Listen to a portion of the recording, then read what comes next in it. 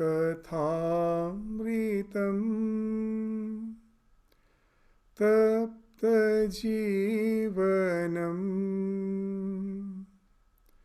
kavibhiriritam kalmashapaham Sravanamangalam Srimadaatatam Bhuvi Grananti Ye Bhurida Jana.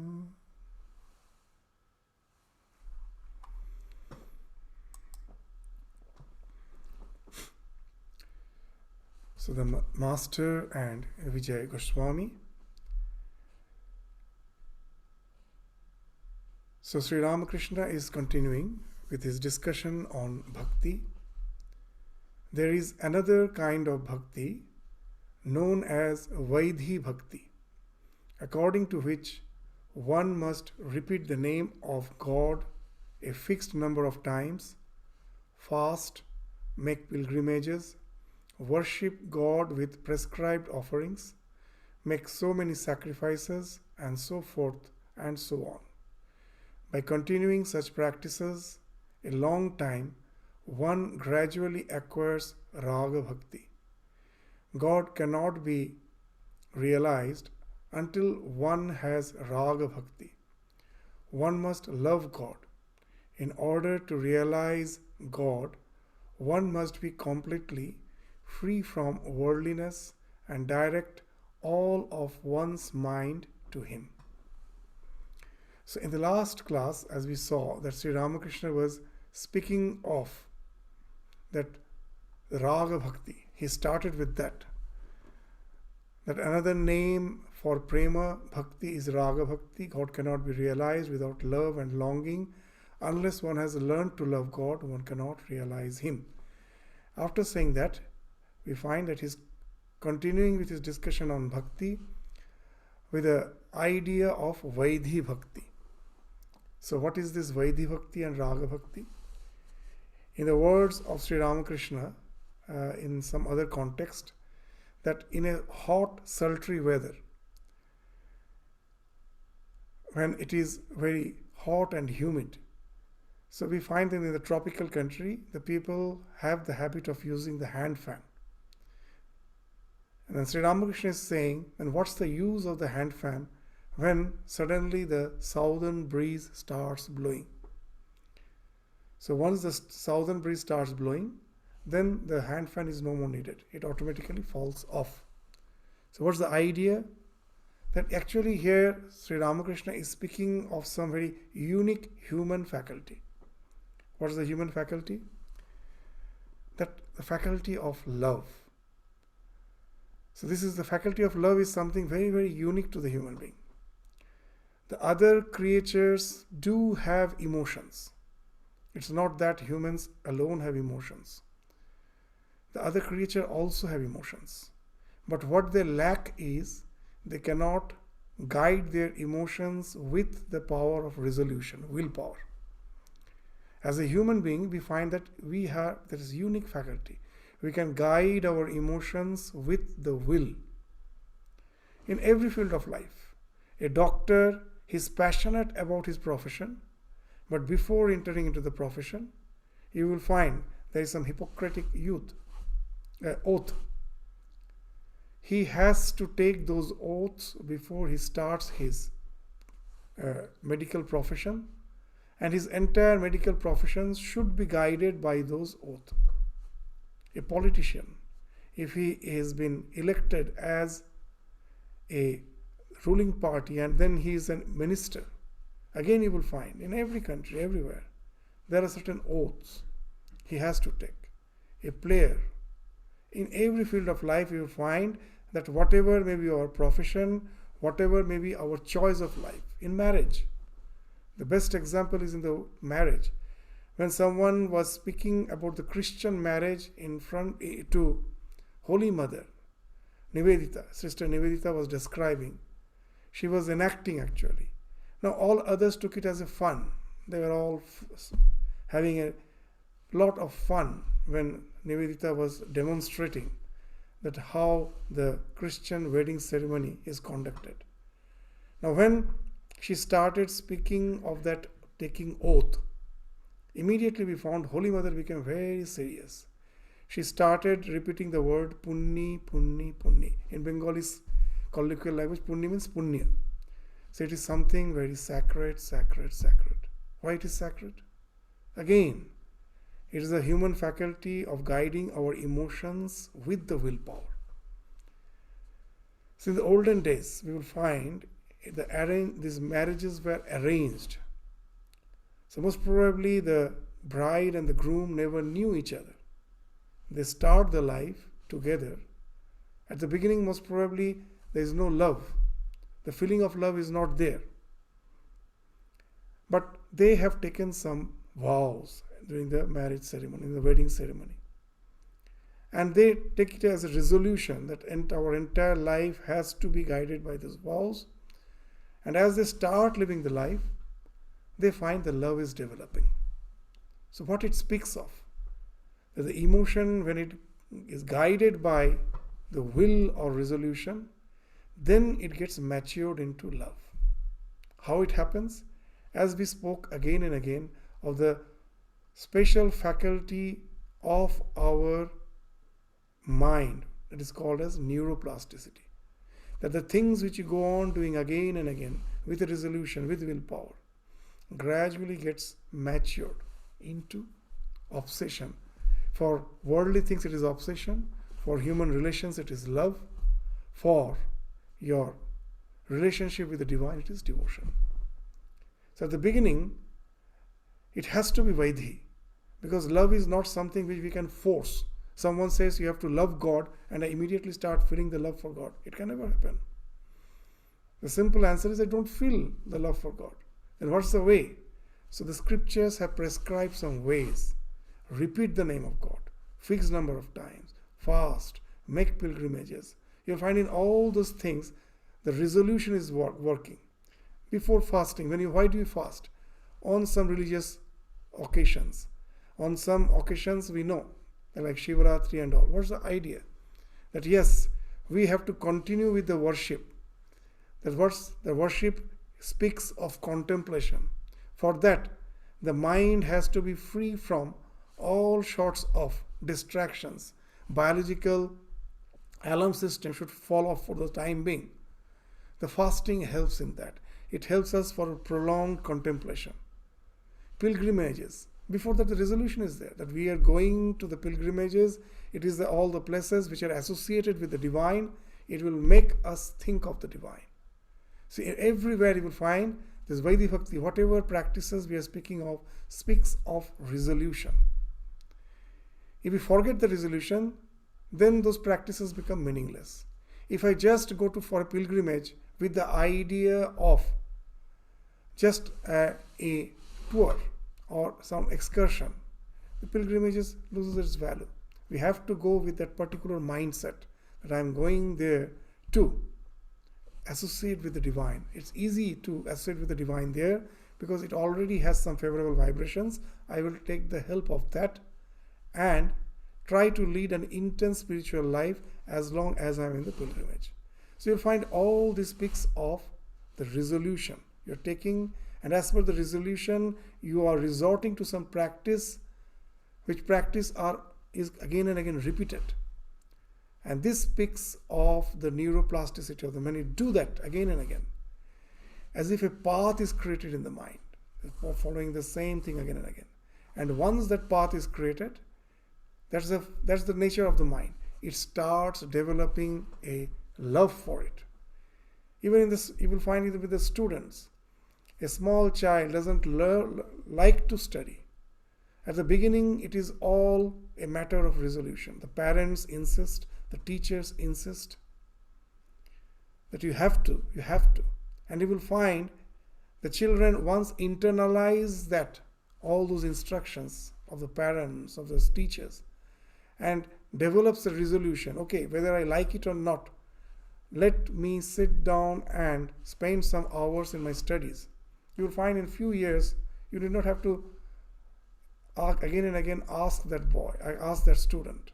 He has developed a love for the studies, and once that happens, no one has to just even think of his day-to-day life.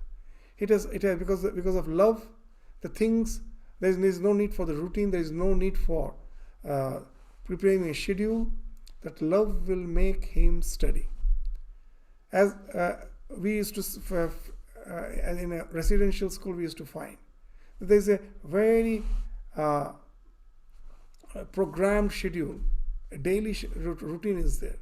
Why it is met? We know that all the students have not developed the liking for study. So we have to make them disciplined. That whatever may be your these priorities, that I say today I have to do this or that. We say no. All those things have its own time. This is the time for the study where you have to study. So why? Just so that they, through that resolution, develop the love for study. And the students who develop that love, for them that routine has no meaning. It's not that they are not following. The scripture says that once you develop bhakti, the do's and don't have no meaning for you. You transcend them. And many start interpreting it as if you are a realized soul, then even if you do evil acts, it doesn't touch you because you are above them. That's a very wrong way of understanding. It is a shallow understanding. What is the real meaning? Just like the student who has developed love for the study, he is also in a residential school. Like all other boys, he is also following the routine. But for others, it is imposed. For him, it is just his nature. Even if there is no one to supervise him, he will study. So he has transcended that routine, that's so-called the schedule. That doesn't mean he is not taking care of his studies. That has become his nature, second nature. So that way he transcends. So here, that's the idea. So that once you, through resolution, go on practicing those devotional practices, then the love becomes something habitual. It starts welling up from your heart. As in the last class also we were indicating that in Chaitanya Charitamrita is a wonderful line. Ei Harinam Nite Nite Bhakti Mukul Fodbichite. That go on taking the name of the Lord. The bud of devotion is in our heart. It's everyone's heart. If you go on taking the name, it will bloom. It will bloom. So that's the only way of developing that love. And that's the thing Sri Ramakrishna is indicating. And once that love comes, then you need not worry. That will take you to the highest spiritual realization. How? Because once you develop love, then only the meditation becomes fruitful. That we at present have the idea meditation means resolution. I sit down, I force my mind not to think other things, to focus on the object of meditation, and I have to do with will, resolution. As long as we have to use our willpower for sitting for meditation, knowing for certain that meditation can never be effective. Once I develop that love, then what happens? That I need not have to force myself. I will find a part of my mind is always in association with the divine. As Sri Ramakrishna says, his condition becomes like a person who has toothache. When we have toothache, whatever we may be doing, a part of our mind is always feeling that toothache. I cannot forget it. Sri Ramakrishna says that for a person for whom the devotion has got ripened, the thought of God becomes like a toothache. It is always there in the background of his mind. He can never forget it. So what it speaks of, your meditation has become spontaneous. It has become more intense. Just we say that a mother never forgets her child. She never sits down and meditates on the child, repeating the name of the child, lest she forgets her. The way we do for our practicing our devotion. That I may forget God. That I get distracted with the worldly ways and the thought of God won't come to my mind. That's why I sit for meditation. But the mother did not have to sit for meditation lest she forgets her child. Why?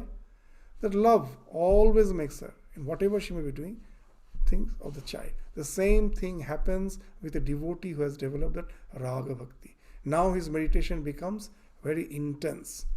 And now you need not have to think of his spiritual evolution. It happens spontaneously.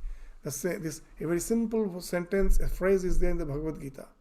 Swalpam apyasya dharmasya trayate mahato bhayat. Practice a little. With that little practice, once that love develops, the sanskara develops, now there is no fear. Trayato mahato bhayat. It will save you from the great danger. What's the great danger? That even if I have to be born again, the sanskara has been formed. What will happen? Suchitang srimatang gehe yoga bhrashto vijayate. That even if I have not attained the spiritual goal, know it for certain, my sanskaras will gravitate me to be born in a family where I find all the favorable circumstances with which I can again start my spiritual journey from where I have left. So that's the idea which Sri Ramakrishna is indicating. So after this discussion, let us again read these few lines so that this idea becomes something very clear. There is another kind of bhakti known as Vaidhi bhakti, according to which one must repeat the name of God a fixed number of times, fast, make pilgrimages, worship God with prescribed offerings, make so many sacrifices, and so forth and so on. By continuing such practices a long time, one gradually acquires raga bhakti. God cannot be realized until one has raga bhakti. One must love God. In order to realize God, one must be completely free from worldliness and direct all of one's mind to Him. So these are the two things. Completely free from worldliness and direct all one's mind to Him. So these two things are not two different practices. Again, the more we develop love for God, the other thing starts falling off automatically. You may say, how? In our day-to-day life, we find that when I love something and then I develop love for something else, these two love can coexist. It's not that this love is at the cost of other love. It can coexist. But when you have a divine love for the divine, it cannot coexist with any other obsessions. Why? Because as we have indicated, that this is something, this love which you develop, you all understand. It is something intrinsic. I don't need any support. All other, you just imagine all the love which we have for the world, be it wealth, be it our relation, be it our name and fame. It all depends on some extraneous factor. So it is always linked with worries and tensions. Till I get it, that always that worry is there, I may not get it. Once I get it, again that tension is there. I may lose it. Whether it's relation, whether it is wealth, whether it is name and fame. But once I develop that love for God, it is something within. No one can take it away from me. It never gets expended. The more I practice, the more the path in my mind gets deeply grooved, the more intense becomes my love. So, this is something which is without any worry or tension. So once you develop this, so you have developed as if a path in your mind which is like the freeway. It is not having any traffic. That all other love is as if like passing through a traffic road. What's a traffic road? Suppose there is an advertisement for a job and there are 10 vacancies and there are 100 applicants. Is it not just like a traffic? In the traffic, if I get the green signal, other is going to get the red signal. If other is going to get the green signal, I am going to get the red signal. That's the traffic. So here also the same thing is all are not going to get the job. A few will get, others get the red signal. So in all the worldly love, you will find it is just like passing through the traffic. If I get, others lose. But for the divine love, as Sri Ramakrishna used to say to Holy Mother, that the moon is everyone's uncle. Chadamama, like to say that God is something universal. When I start loving the divine, the God, even if someone loves God, it is in no way going to hamper my love for God. So that's that's why we say that with the scriptural understanding, if you are not without the scriptural understanding, if you study the scripture, sometimes we make a very shallow understanding of it. They say without pure mind you shouldn't read the Bhagavatam, where we find during the Rasa Leela, Krishna is dancing with all the gopis. Each and every gopi feels that Krishna is dancing with her. How is it possible? How is it possible? The idea is here. It is philosophical, highly philosophical. That when you love the divine, it's not at the cost of someone else's love for God. So he is the universal something. Like when the mother says to the child that the moon is your uncle. So that's the universal idea. Everyone can think of that way. It's in the folklore they say like that the moon is your uncle, to just make the child pacified, to pacify the child. So those practices are to make the child sleep. So those things they say. So what's the idea behind it? That it is something universal. That it is not at that my love is not at the cost of someone else's love for the object of love. So here what happens? That I am in no way in traffic intersection. I have as if created a freeway in my mind. Previously all the paths, so many paths were there, but they were all as if passing through the traffic. I have just created a path which is like a freeway. So now we know that even in our day-to-day life, if there is freeway, shall I go through the traffic? Never. Why should I go? I develop a tendency to go to the freeway, right, to avoid the traffic. And that happens with the mind. Once I develop the love for the divine, other things automatically starts falling off. There is no need to fight with them. It automatically falls off. The more intense is the love for the divine, the more the other obsessions falls off. That's why Sri Ramakrishna is saying, in order to realize God, one must be completely free from worldliness and direct all one's mind to Him. It is not two different practices. As in some other context, Sri Ramakrishna says, the more you go towards the east, the west automatically falls behind. I cannot push west. The only way if I have to go away from the west, I have to go towards the east. So if you develop that love if you direct our one mind towards Him, then automatically that all the worldliness has to fall off from our life. So that's the two factors. It seems to be two different practices, but it is the same practice. The more you love God, the more other things starts falling off. But some acquire raga bhakti directly. It is innate in them. They have it from their very childhood. Even at an early age, they weep for God. An instant of such bhakti is to be found in Prahlada. So, if it is something which is with me from my childhood, what it indicates? That most probably he has already practiced devotion in the previous birth.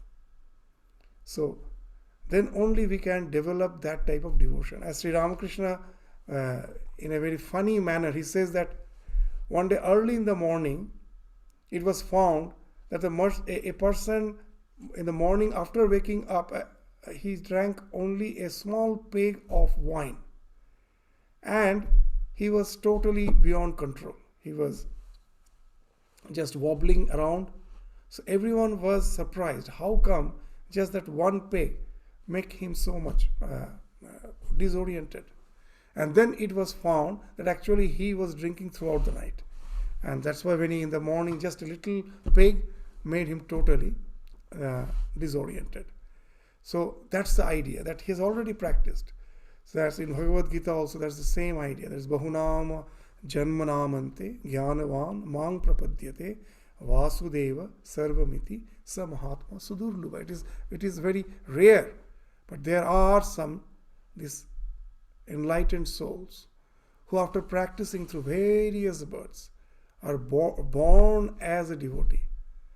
And they from their very birth have that idea that God is the be all and end all of my existence.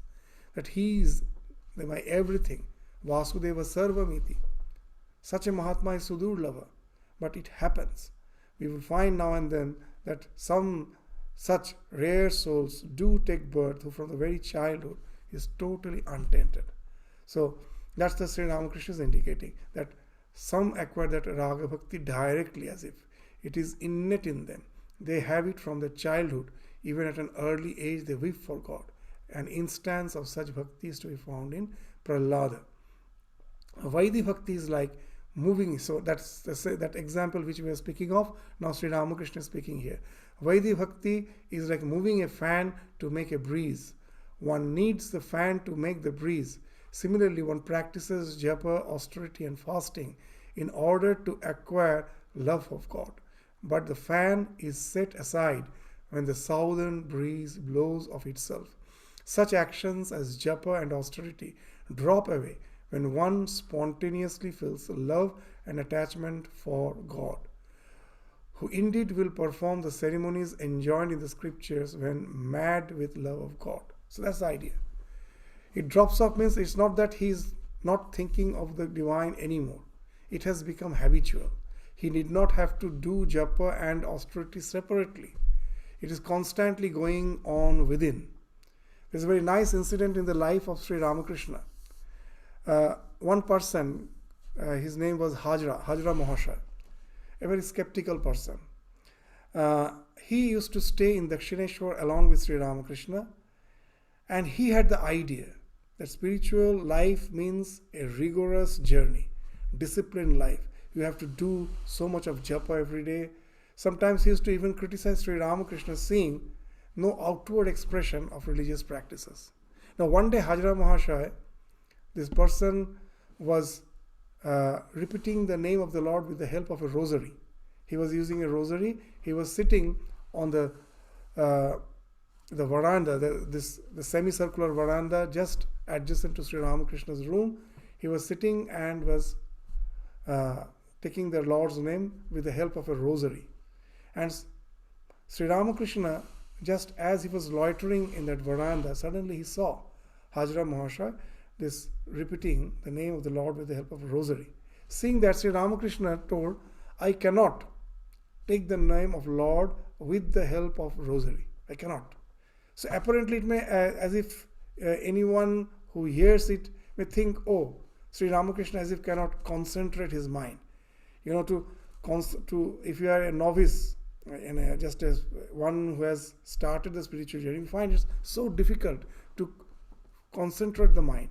So when he says that I cannot repeat the name of the Lord with the help of the rosary, it appears as if that Sri Ramakrishna finds difficulty in focusing his mind. And then he says, casually he says, let me try. Will you please give your rosary? And he takes the rosary from Hajra's hand and he holds it in the left hand, not even in the right hand. He holds it in the right hand and just rotates one bit, and he's in deep samadhi. It took quite a long time to bring him back from that samadhi. Just one bit. I still remember one Swami, Swami Gautamanandaji, now who is the interim president at present. He in training center, when I was in training center at that time, on the occasion of Janmashtami, it's a practice there. We used to have the senior Swamis there to just talk on that on Krishna on the day of Janmashtami. We used to have a small program, and at that time he was the in charge of our Sharda Pit, the center adjacent to Belur Math. So he was invited as the chief guest for the Janmashtami program, and he came and he told that for an avatar, he comes with so much of power that everything is something just a matter of the least effort. And then he says that we find in this Mahabharata, when at last Krishna had to resort to the arms. He with a little finger of his left hand used the Sudarshan Chakra. It was not the right hand, left hand. So that because he has immense power. So it is just a matter. It is just a very, very casual matter for him. that to hold the weapon and to direct it, it needs tremendous power, but for it is just as if a play. It doesn't need much effort for him.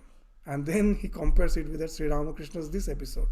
You see, this Sri Ramakrishna, that's for him to keep the mind in God is something very, very spontaneous. He took the rosary in the left hand and just took in one bit and went into Samadhi. That shows the immense power within him. That power speaks of that spontaneity. So that's the idea which has been spoken of here. That once you develop the love for God, then all those external practices falls off naturally. A flow has now ensued. It is like the southern breeze. Even just these words are very interesting, even in modern psychology. They say that when your skills meet the challenge, for us in our spiritual journey, what is the challenge? To keep the mind focused. I'm yet to develop the skill. I don't have any, as such, love for the practice. No joy comes out of it. It's a rigorous practice. And when my skills meet the challenge, and then the flow ensues. That's the word they use. The flow psychology. Flow ensues. When the flow ensues, what happens? You'll find you forget everything. You become oblivious of the surrounding. You get so focused in the activity which you are doing, that gives you immense joy. Immense joy. Everything starts falling off. The thing which you are doing, you have now your skills have met the challenge and a flow ensues. The same thing happens in spiritual life. Once we really become skillful, our skill to keep the mind focused on God has met the challenge. I can do it now. And then I enter into a state of flow. That state of flow is, as we indicated here, as southern breeze, blowing. It's also a flow. And then you did not have to bother anymore. So then what happens? That spiritual journey becomes spontaneous. Your love itself will take you to the ultimate goal. Devotion to God may be said to be green so long as it doesn't grow into love of God, but it becomes ripe when it has grown into such love. So green means unripe. So Vaidhi Bhakti is unripe. It matures into, it gets ripened into the Raga Bhakti as we go on practicing. A man with green Bhakti cannot assimilate spiritual talk and instruction, but one with ripe Bhakti can. The image that falls on a photographic plate covered with black film is retained. On the other hand, thousands of images may be reflected on a bare piece of glass, but not one of them is retained. As the object moves away, the glass becomes the same as it was before. One cannot assimilate spiritual instruction unless one has already developed love of God. So what it speaks of, it's a very interesting thing. That example which is given, we will come to that later, that the question of retaining the Dhi Shakti, he is saying it comes only with the love of God. Otherwise, you cannot retain that. Why? Because when you are reading the scriptures, you don't have the fund of experience to relate to those words. To give a common example, that a village girl, after marriage, after 1 year, she came back to the village with a child. Her friends were yet to be married. So they came to meet their friend, and they asked, how you feel to be the mother? What's the feeling? And she told, it's something wonderful. Like, please explain. And she told, I cannot explain. The only thing I can say, you have to be the mother to realize what's the joy of becoming mother. Unless you yourself become mother, I cannot explain you. It's a tremendous joy.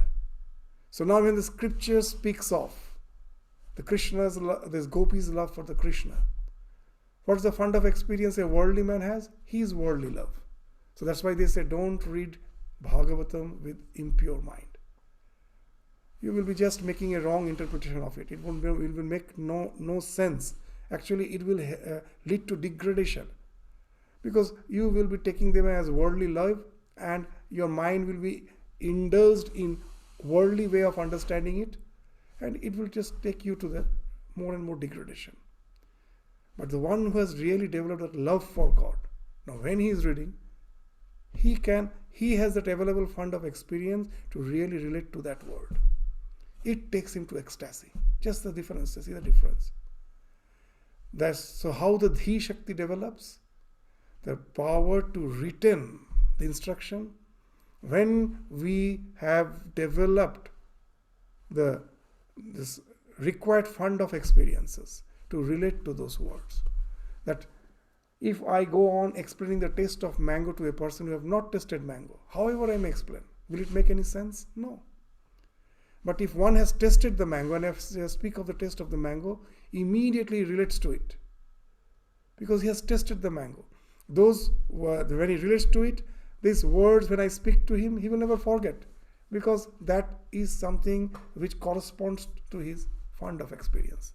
So that's how the scripture speaks of the Dhi. The realized soul has Dhi, Shakti, the power to retain the spiritual instruction.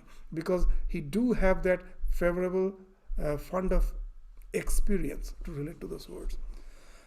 There's a wonderful incident in the life of Latu Maharaj, Swami Adbhutananda. He was illiterate, and this is one of the disciples of Sri Ramakrishna. His name was given Adbhutananda because Swami Vivekananda felt he is the Ramakrishna's miracle. That without any type of knowledge, Sri Swami used to say that when I don't feel like meditating, that my knowledge helps me, as we have some academic education, it helps me that when I don't like meditation, I can read some book, I can keep my mind fixed with all those ideas which are in the book. So that way what happens, my mind doesn't slide down to the very baser things of life. It stays in some subtle way of living. Though I am not meditating, yes, okay, I'm just culturing on the scriptures. It's okay.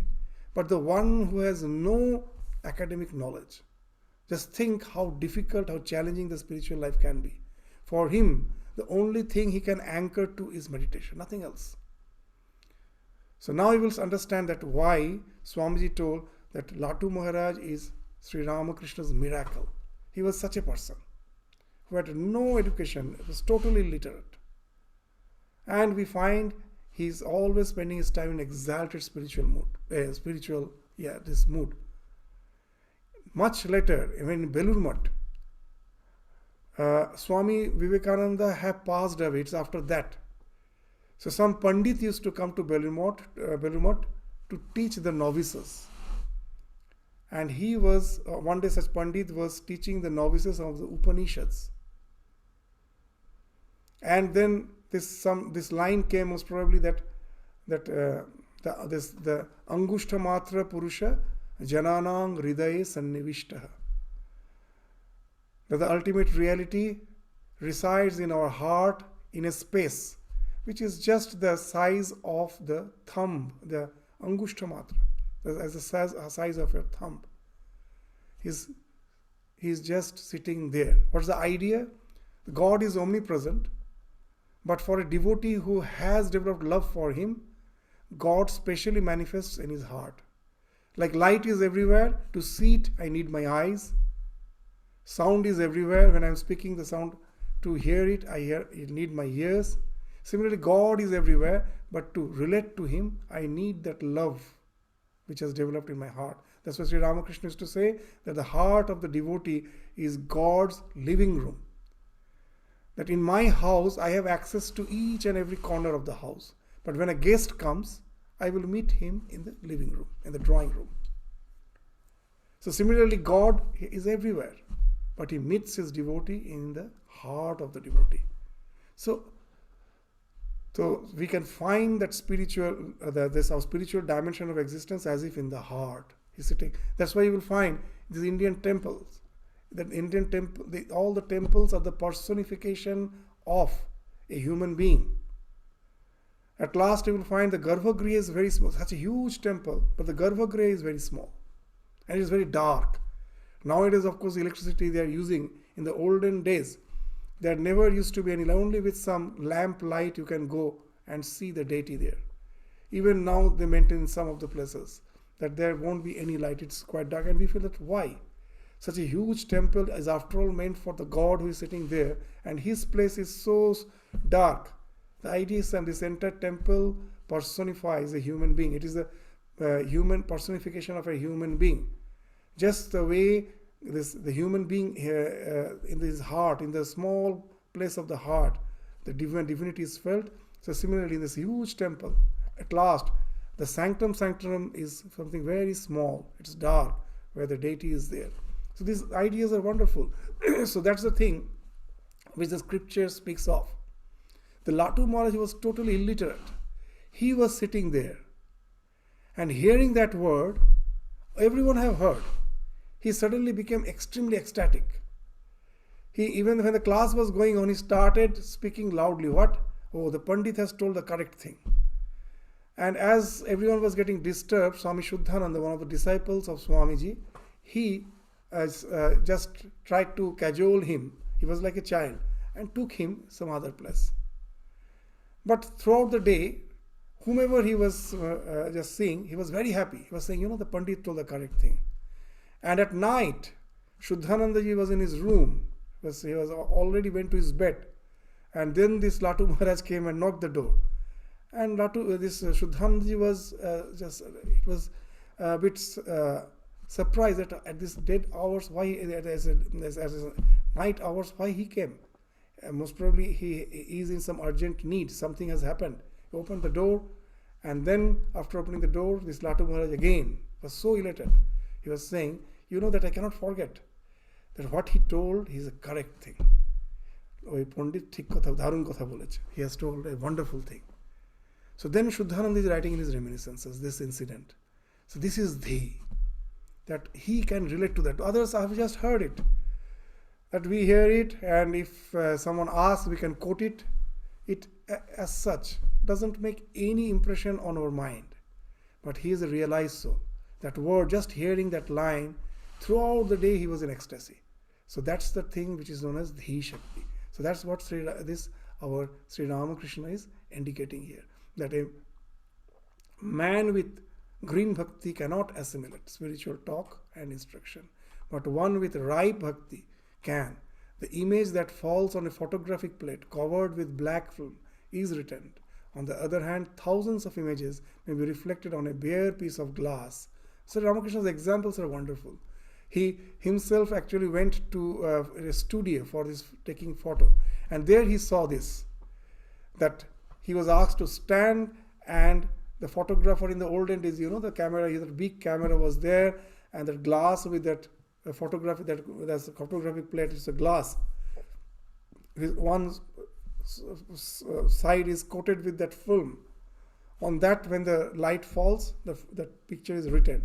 So Ramakrishna asked that photographer that how you take the photo. So the photographer explained him. And immediately, this is the example which came to his mind. So this photographic plate is just like a spiritually evolved soul who has that Dhi Shakti, the power to return. So whatever falls in this glass is not lost.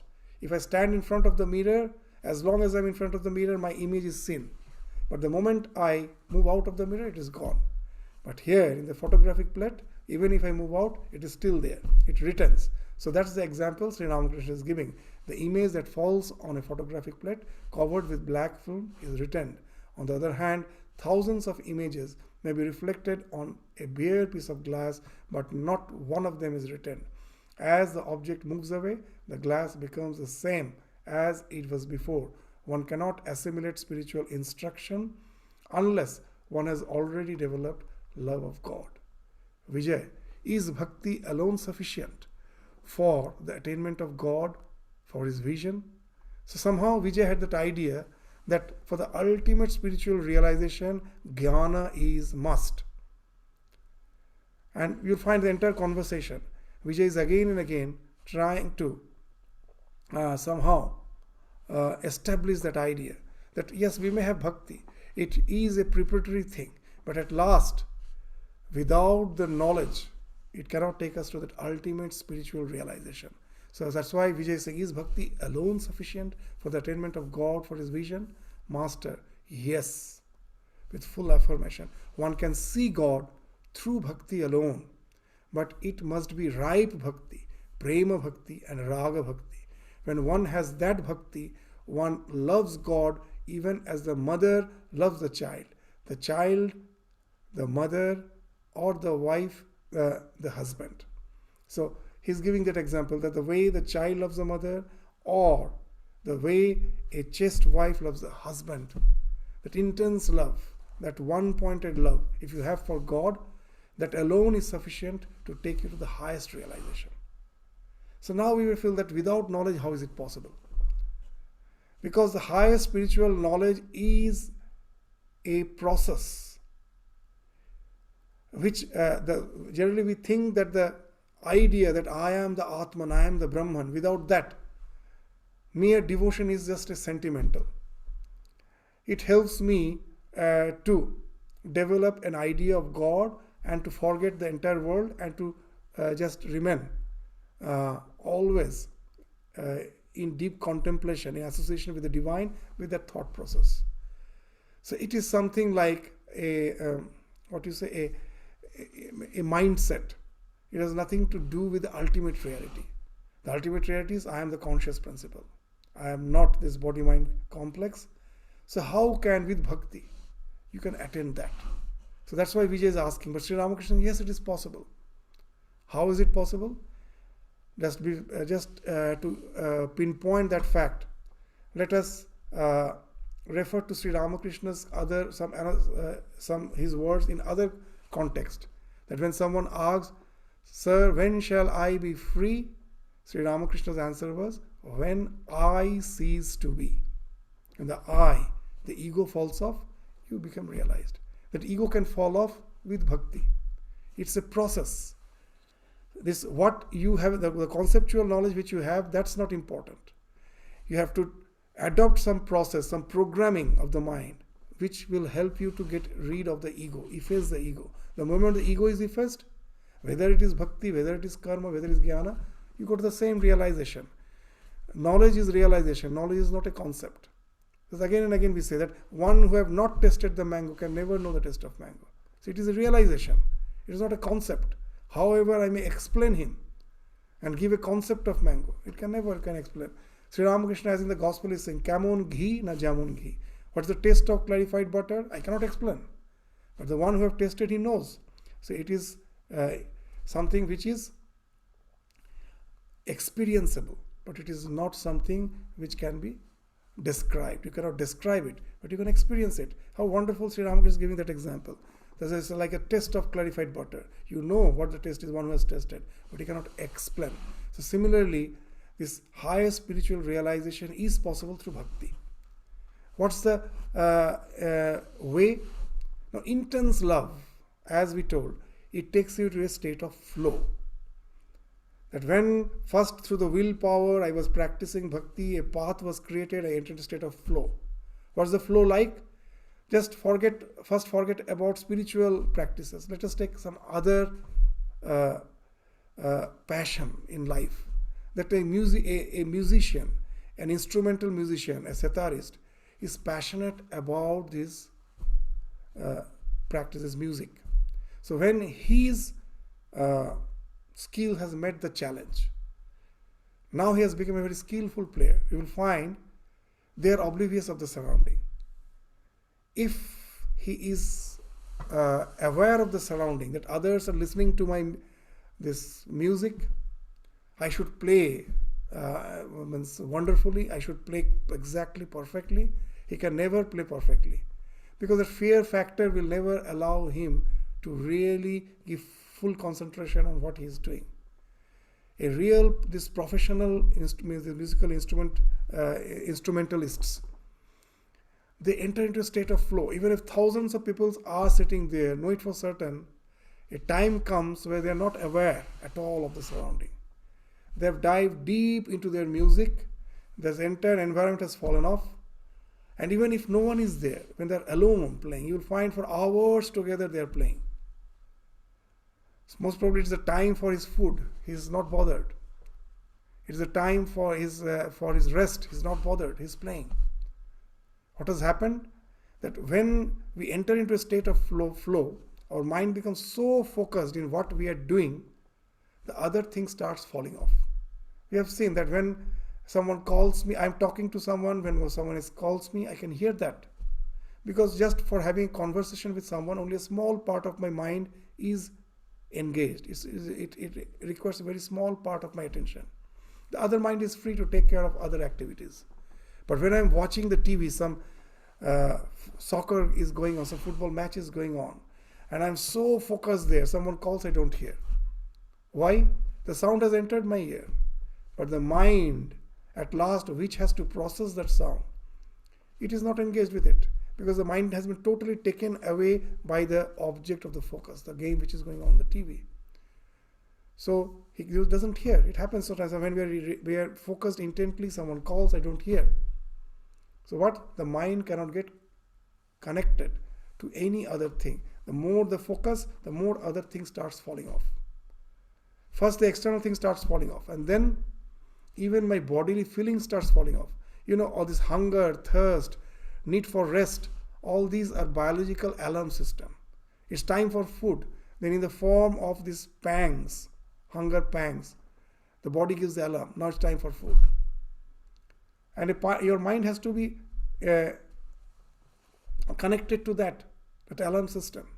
But now the mind has been taken away by your object of focus, object of your passion. So those things, though the alarm system has actually set in, but the mind cannot in any way register that. It is focused in something else. So your hunger, thirst, everything starts falling off. You can stay with your passion for longer and longer time. That's why we say the happiness which we gain from the pursuit of the senses is very limited. Sometimes I'm enjoying a dish. Just in a short time, most probably I took hours to prepare that dish. And it takes half an hour. Within that, I cannot continue for 3-4 hours with that food. In half an hour, not even half an hour, in few minutes, I am satiated. It's over. But this is this type of joy which comes through that flow, that as if has no end. It continues. And you enter into a state where you even forget your body. In the Patanjali Yoga Sutra, they speak of a state called Videha, that when such a person who is very focused, very in certain sublime pursuits, after death he doesn't come back to this physical level. Though he has not got liberated, he remains as Videha. What's the idea? That even if I am not liberated, but when my mind is extremely focused, I have not gone beyond the mind. My mind is extremely focused, it can stay in that subtle level. It is the pangs of hunger, thirst, need to procreate are the things which gravitates us down to the physical level. For him it's not required. He remains in the mind. That's the heaven or whatever the other scriptures may speak of. That's the idea of Videha. That Videha is a state which is attained even in this human body, when you are extremely focused in certain thing. So when our meditation has become more and more focused, I have developed love for the divine, then we will find that such a person starts become oblivious of all the surrounding. He is extremely focused. But at last what happens? Even I am meditating, this idea also falls off. The last bit of the thing to fall off from the mind. First when you are focused, the external distractions falls off, then your bodily alarm system falls off, but the last thing to fall off is the sense of ego. That's the basal thing. The moment we came under this domain of ignorance, what's the first thing happened? The consciousness got reflected in the body-mind complex to generate ego. And ego is the nodal point of all our likings and dislikings. I like this, I hate this, everything, the nodal point is that ego. And that basal, this remnant, which is always in touch with the mind, that never falls off. I may forget everything, but I never forget that I am. This is always there with me. Now in this, for a person who is in intense love for the divine, He goes to a state where his mind is totally focused in the divine. At last, and as I told, that the more he traverses that path, the more the groove gets deepened and more intense becomes his love. At last, the love becomes so intense. The focus becomes so intense, the entire mind is taken away by the object of meditation. And even the idea, I am, that falls off. That in the scripture has been spoken of as samadhi. What is samadhi? When the triad collapses, triputi bheda. What is the triputi? What are the three things? That even when I am meditating, it's very difficult to get rid of the idea that I am meditating. There is an object of meditation, I am the meditator, and meditation is connecting these two. These three ideas are there. I am, the object of meditation is, and meditation is the process by which we are connected.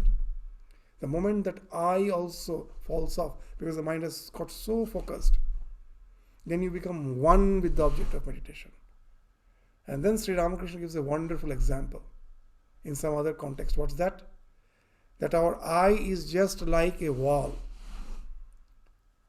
Now there is a wall, I don't know what's on the other side of the wall. So I start making a hole. First, if I want to make a round hole, I just make a round shape, and then start chiseling that shape, that round shape. So as long as I'm chiseling, still that hole is not been made, I have to continue. And a time comes when I have chiseled a round hole in that wall. And now I peep through it. I see infinite expanse. So this infinite expanse, which was on the other side of the wall, is visible through this hole which I have made in the wall. So now you will understand what Sri Ramakrishna is saying, something wonderful. That all our spiritual concepts are the framework, the hole through which we can peep into the infinity.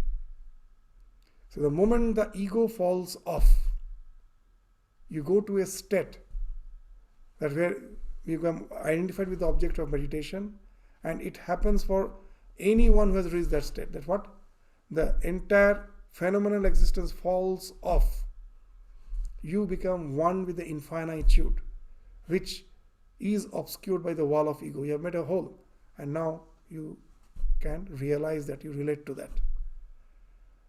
In another way to understand, that the moment the ego falls off, the white light was passing through the prism, the white light was always in association with the prism, and that's why he was aware of the spectrum. In this world of name and form is a spectrum. And in the intense meditation, at last what has happened? For the time being, the prism has fallen off. What will happen to the spectrum? It will merge with the white light. So whether one is devotee or one is a jnani, even for the jnani, he has to develop love for that contemplation that I am Brahman. Just the mere word I am Brahman is not going to take him to the realization. For him also bhakti is required. Actually not the jnana, it's the bhakti which is required.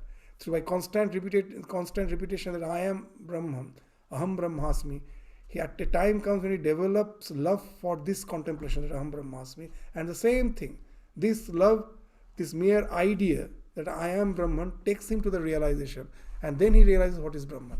And the same thing happens with the bhakta. So what I am meditating upon is not important. And how much bhakti I have on that object of meditation, it may be A, B, C, D, anything, X, Y, Z, anything it may be. It can take you to the realization. That's why Sri Ramakrishna is to say that once you reach that state, all the fox howls in the same manner. Shekhane shop shialer akra.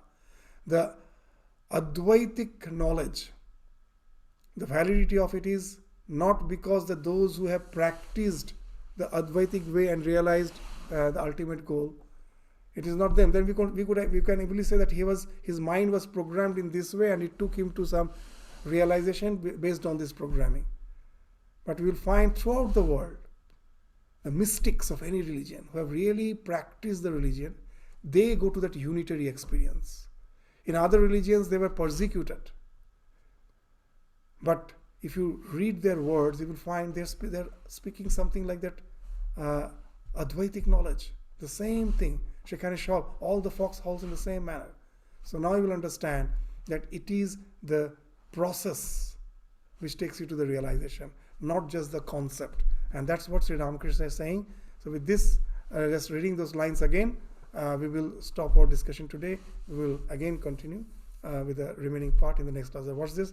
Yes, one can see God through bhakti alone, but it must be right bhakti, prema bhakti and raga bhakti. When one has that bhakti, one loves God even as the mother loves the child the mother, or the wife the husband. So that intense love, that at last can take you to the state of samadhi where the triad collapses, the tripudi happens, and you have as if created a hole in the wall of the ego, and through that you can peep to that infinitude of your existence. And that's the realization, is the vision, the attainment of God, which has been spoken of by the master in response to Vijay's question. So with this, we stop our discussion today. We will continue again in the next class. Thank you all. Namaskar.